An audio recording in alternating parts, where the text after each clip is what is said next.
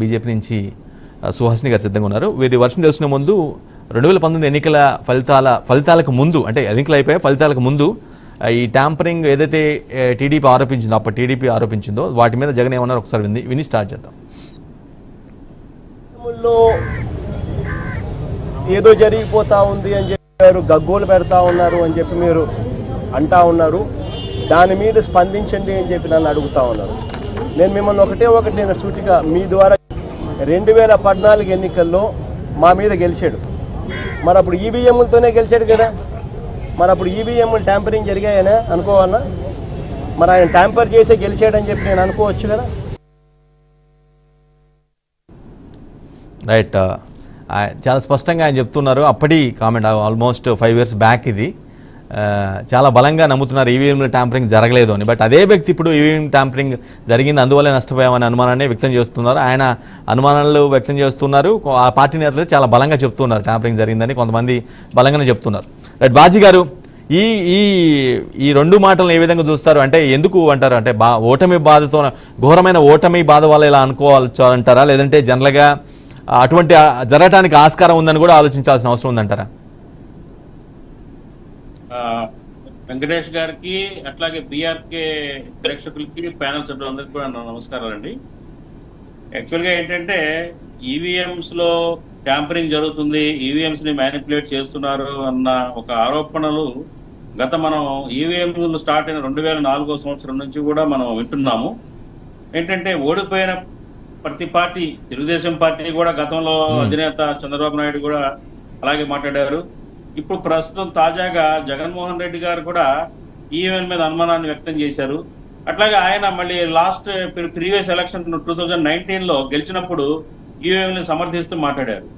యాక్చువల్గా ఏంటంటే ఈ రాజకీయ పార్టీ అధినేతలు గెలుపు ఓటముల తర్వాత మాట్లాడే మాటల్ని పరిగణలోకి మనం తీసుకోవాల్సిన అవసరం లేదు. కారణం ఏంటంటే ఈవీఎంలు అనేది ఒక టెక్నికల్ సైన్స్ సబ్జెక్టు. ఈవీఎంలు కూడా మనం ఇంపోర్ట్ చేసుకుంటున్నాము, మన దేశంలో తయారైన వస్తువు కాదు, అది వేరే దేశాల్లో తయారై వస్తుంది. అది కూడా ఏంటంటే అప్గ్రేడెడ్ టెక్నాలజీ, అది రోజు రోజుకి దాని టెక్నాలజీ అప్గ్రేడ్ అవుతా ఉంది. మరి ఈ రోజు తాజాగా ఈ దుమారం లేవడానికి, ఈ చర్చ నడవడానికి కారణం ఏంటంటే ఆ టెస్లా కంపెనీ అధినేత, ప్రపంచ కుబేరుడు అయిన ఎలన్ మస్క్ రేపిన దుమారమే దీనికి కారణం. అయితే ఏంటంటే ఈవేళ ఒక ప్రశ్న సర్వత్రా లేవనెత్తుతుంది. రీసెంట్ గా జరిగిన ఎలక్షన్ లో మరి ఈవీఎం ట్యాంపరింగ్ జరిగి తెలుగుదేశం పార్టీ గెలిచిందనో, బీజేపీ పార్టీ గెలిచిందనో మనం చెప్పక్కర్లేదు. మా పార్టీ అధినేత మరి రాహుల్ గాంధీ గారికి కూడా ప్రస్తావించింది ఏంటంటే ప్రజాస్వామ్యానికి ఒక బ్లాక్ షిప్ లాగా ఈవీఎంలు ఉంటున్నాయి, వీటి మీద ఒక చర్చ జరగాల్సిన అవసరం ఉంది అనేదే మా పార్టీ అధినేత యొక్క అభిప్రాయం. అయితే ఏంటంటే మీకు కూడా అనుమానాలు ఉన్నాయి, మీ పార్టీకి కూడా అనుమానాలు ఉన్నాయి అంటే దాని అర్థం మీ పార్టీ కూడా అనుమానాలు ఉన్నాయి ఈవీఎంల మీద? కాదండి, అఫ్ కోర్స్ దాని గురించి చెప్తానండి. మా పార్టీ కూడా ఇవాళ బీజేపీ అధికారంలోకి వచ్చింది, కాంగ్రెస్ పార్టీకి, మా పార్టీకి అధికారం రాలేదు కాబట్టి ఈవీఎం తప్పుని మేము అంటలేదండి. రాహుల్ గాంధీ గారు కూడా ఆ మాట అనలేదు, ఆ విధంగా ప్రస్తావించలేదు ఆయన. కాకపోతే ఏంటంటే ఈవేళ ఆర్టిఫిషియల్ ఇంటెలిజెన్స్ టెక్నాలజీ అప్గ్రేడ్ అవుతుంది. ఈవేళ ఎవరైనా ఎక్కడైనా కానీ ఈవీఎంలని మనం మేనేజ్ చేసే అవకాశాలు ఉన్నాయి అని మాత్రమే నిపుణులు అంటున్నారు. అవకాశాలు ఉన్నాయి కాబట్టి, ఆరోపణలు వస్తున్నాయి కాబట్టి, దాని చర్చలోకి వచ్చింది కాబట్టి ఈ సబ్జెక్టు, దీని మీద మరి ఎలక్షన్ కమిషన్ దృష్టి సారించి కాదు, ఈవీఎంలు మన ఇండియాలో వాడుతున్న ఈవీఎంలు కరెక్టే, వీటిని ఎవరు ట్యాంపరింగ్ చేయలేరు అని ప్రజలకి నిరూపించి చూపించాల్సిన అవసరం ఉంది అనేది నా వ్యక్తిగతమైన అభిప్రాయం. అట్లాగే ఏంటంటే ఇది రీసెంట్ గా కూడా ఒక కొంత ఈ అనుమానాలకు ఇంకొక కారణం కూడా ఉందండి. మనం అందరం విన్నాం, మీడియాలో చూసాము. మరి ముంబైలో జరిగిన ఒక ఇన్సిడెంట్, ఒక పర్సన్ ని అరెస్ట్ చేశారు. అతను మొబైల్ ద్వారా ఈవీఎంని అన్లాకింగ్ చేశాడన్న ఆరోపణల మీద పోలీసులు అతను అరెస్ట్ చేయడం జరిగింది. శివసేన ఎంపీ 48 ఓట్ల మెజారిటీతో గెలవటం దానికి ఈవీఎం ట్యాంపరింగ్ కారణం అని ఒక ప్రచారం జరిగిన నేపథ్యంలో ఈ రోజు ఇతను టెస్లా కంపెనీ అధినేత చేసిన ఆరోపణలు అవి వేరే దేశాల్లో ఉన్న ఈవీఎంలను దృష్టిలో పెట్టుకుని చేసినప్పటికీ కూడా ఈవీఎంల యొక్క మరి విశ్వసనీయత పట్ల ఒక ప్రశ్నలు లేవనెత్తిన నేపథ్యంలో దీని మీద ఒక చర్చ జరగడమే కాకుండా ఒక హై లెవెల్ నిపుణుల కమిటీ ఏర్పాటు చేయబడాలి.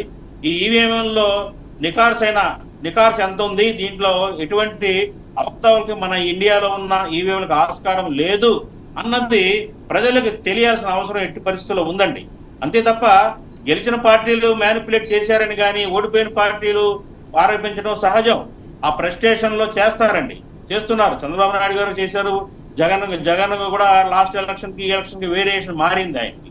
కాబట్టి అవి మనం పరిగణలోకి తీసుకోవడం కాదండి. ప్రధానంగా ప్రజలకు నిజాలు తెలియాలి. మన ఇండియాలో వాడబడుతున్న ఇంపోర్ట్ చేయబడుతున్న ఈవీఎంలు మంచివి, వాటిని ఎవరు ఏమి చేయలేరు, వాటికి ఆర్టిఫిషియల్ ఇంటెలిజెన్స్ యొక్క ప్రభావం వాటి మీద ఏమాత్రం ఉండదు అన్నది ప్రజలకి గట్టిగా తెలియాల్సిన అవసరం ఉందండి. అట్లాగే ఇంకొక క్వశ్చన్ ఏంటంటే, మరి మనం గత ఎలక్షన్స్ కోసం సుమారుగా 60 లక్షల ఈవీఎం మిషన్స్ ని ఇంపోర్ట్ చేసుకున్నామండి. ఈ ఈవీఎం మిషన్స్ లో మరి మీడియా ద్వారా తెలుస్తున్న న్యూస్ ఏంటంటే 40 లక్షల ఈవీఎం మిషన్స్ మాత్రమే వాడాము, మిగతా 20 లక్షలు అదృశ్యం అయిపోయినాయి, కనపడతలేదు, అవి ఎక్కడున్నాయి అనేది మరి ఈసీ ఎలక్షన్ కమిషన్ ప్రజలకి తెలియజేయాల్సిన అవసరం ఉందండి. ఇవన్నీ కూడా ఈవీఎం మిషన్ ఈవీఎంస్ చుట్టూ నిర్వహిస్తున్న తాజా ప్రశ్నలు. వీటికి మరి ఎలక్షన్ కమిషన్ సీరియస్ గా తీసుకొని వీటికి ప్రజలకు సమాధానం చెప్పాలి. రాజకీయ పార్టీల ఆరోపణలు ప్రత్యారోపణలను పక్కన పెట్టి ప్రజలకి జవాబుదారీగా ఈసీ మరి ముందుకు వచ్చి తగిన కార్యాచరణ చేయాలని చెప్పేసి నా అభిప్రాయం. రైట్. సుహాస్